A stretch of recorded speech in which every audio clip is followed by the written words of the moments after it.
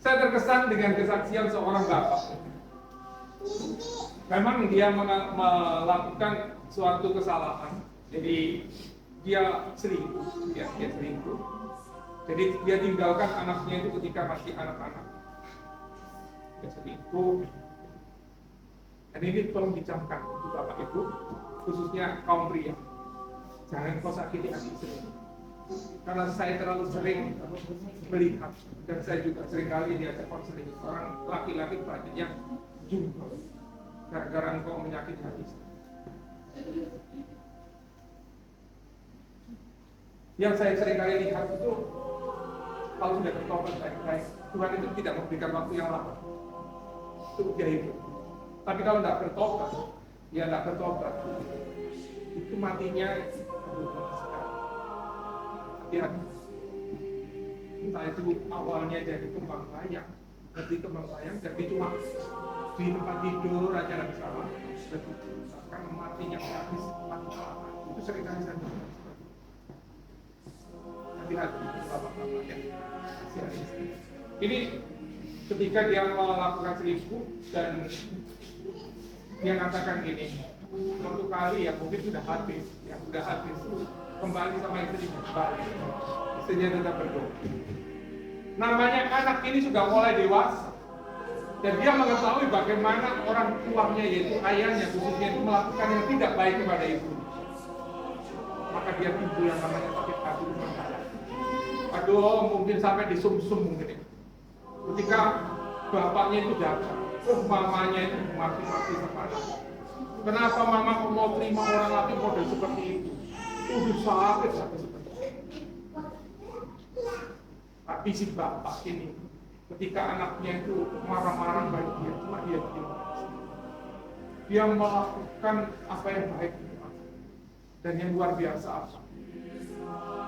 Harusnya itu kalau sekolah diantar oleh supir, tapi dia katakan aku yang katakan. Anaknya sepanjang di mobil itu marah-marah terus. Ngapain?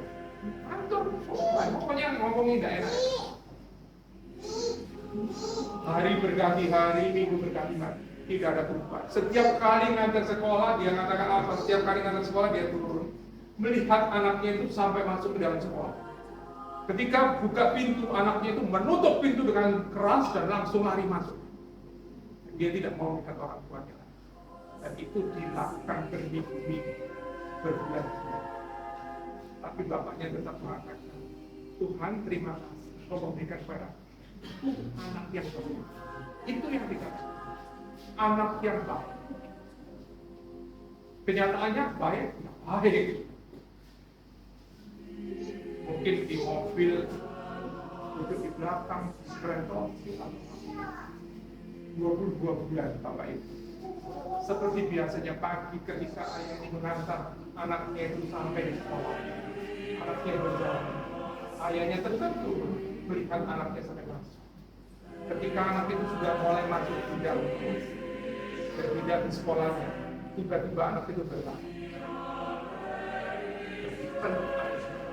Dan di situ apa yang dikatakan di Mazmur 126 ayat yang ketika Tuhan memberikan kasih, itu seperti orang yang bermimpi.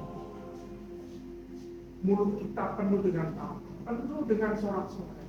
Dan di situ banyak sekali teman-temannya, guru-gurunya melihat terjadi yang namanya pemulihan luar biasa. Kenapa? Seperti ini, dia menabur sambil masuk mencucurkan air mata dan dia menuai dan semangat. Saya katakan buat itu. Tidak gampang Bapak Ibu nabur seperti itu, apalagi itu anak. Kalau bisa itu, kok kurang aja. Kalau diberitahu sama Tuhan, ujungnya nanti 2 bulan lagi punya, enak. Tapi ini tidak diketahui ujungnya sampai kapan. Tapi dia tetap menegur yang namanya Tuhan. Buat anak itu, dan yang pasti, apa yang dikatakan firman Tuhan, Tuhan punya ada kewayangan besar dan dia membawa pulang berkas-berkasnya. Ada sukacita ketika sampai di rumah, dia menangis peluk istrinya, terjadi pemulihan yang luar biasa. Begitu juga saya mendengar kesaksian Bapak almarhum pendeta Roni Suja. Bagaimana dia itu meninggalkan anak 14 tahun Bapak Ibu, terjadi meninggal. Tidak mudah.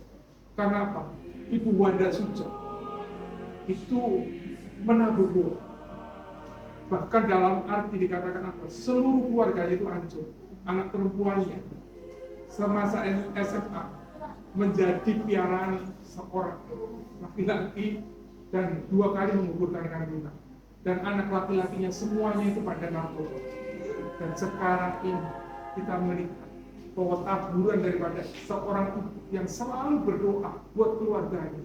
Sekarang anaknya, baik yang laki-laki maupun anaknya yang namanya Sandy Suja, itu jadi oleh Tuhan semua. Itulah taburan-taburan daripada orang yang menabur dengan mencucurkan air mata sambil mati. Menabur hal kebaikan. Janganlah sekarang Bapak Ibu mengatakan, ya Allah, tidak mungkin lah itu semuanya bisa punya, aku tidak bisa. Kalau kau seperti itu berarti kau masih menggunakan kekuatan pikiran sendiri, tidak mengandalkan Allah. Kalau hal seperti itu jangan kau berharap apa yang kau inginkan itu akan terjadi. Tapi biar kita terus melakukan apa yang Tuhan inginkan. Kalau Tuhan akan terus memang kau tidak melihat ujungnya, tapi percayalah bahwa Tuhan, waktu Tuhan itu yang akan menunjukkan bahwa pemulihan itu akan terjadi.